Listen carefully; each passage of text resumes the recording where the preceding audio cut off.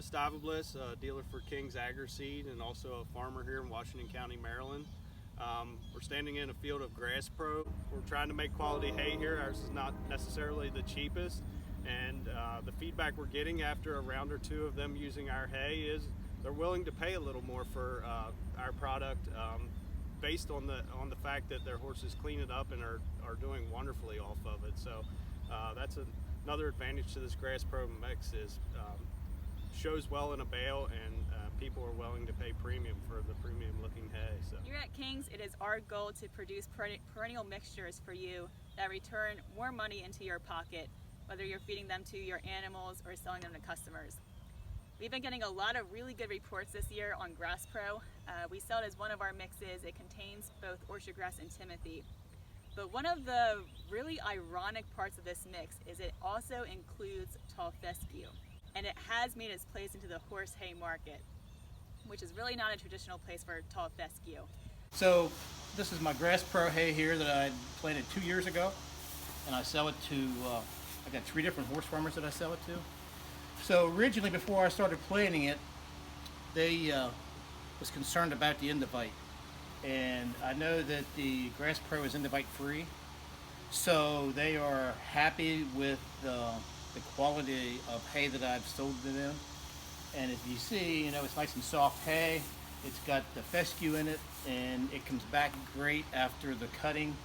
The fescue really jumps back, and the orchard grass in there is it jumps back as well. The timothy don't come back quite as much, you know, because after the first cutting of timothy, it really doesn't come back that well. But like I said, my horse people, they're real picky, which most horse people are, and they are really pleased with the quality of hay that I send to them. And I'm real happy with the GrassPro.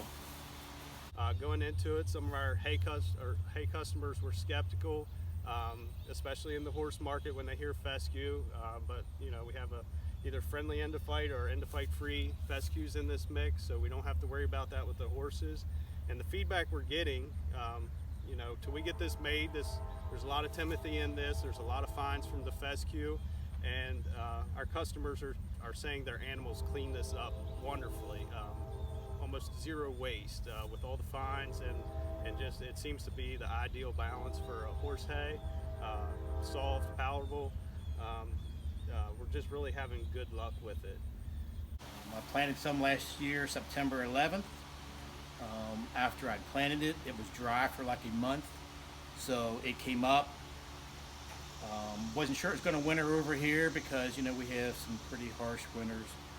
It was maybe 2 inches tall.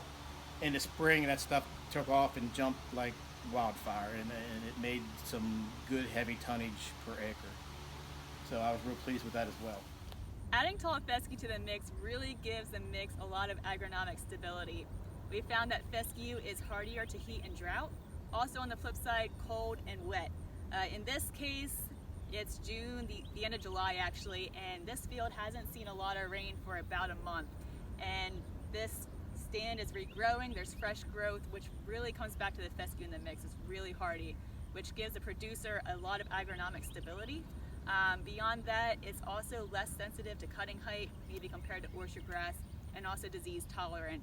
So it's a really good product for you as a producer, really gives you a good long-term stand.